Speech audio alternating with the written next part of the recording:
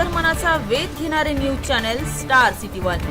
राज्यातील आणि देशातील राजकीय घडामोडी पाहण्यासाठी आणि इतरही बातम्या पाहण्यासाठी सबस्क्राइब करा स्टार सिटी वन।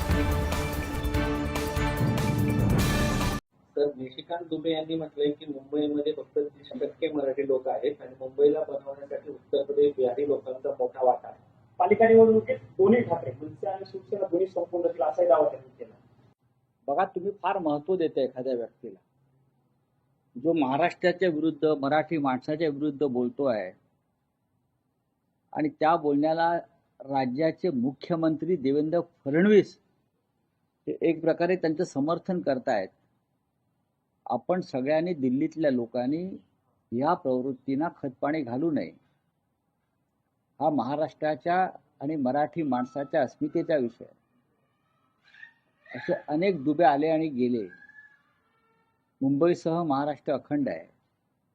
106 हुतात्म्यांच्या बलिदानातून ही मुंबईसह महाराष्ट्र आपल्याला मिळालेलं आहे आणि ते 106 हुतात्म्यात दुबे चौबे मिश्रा नाहीत, बरं का? हे या निशिकांत दुबे यांनी समजून घेतलं पाहिजे। छातीचा कोट करून महाराष्ट्र लढला, मराठी माणूस लढला, गिरणी कामगार लढला, तेव्हा ही मुंबई मराठी माणसाला मिळाली।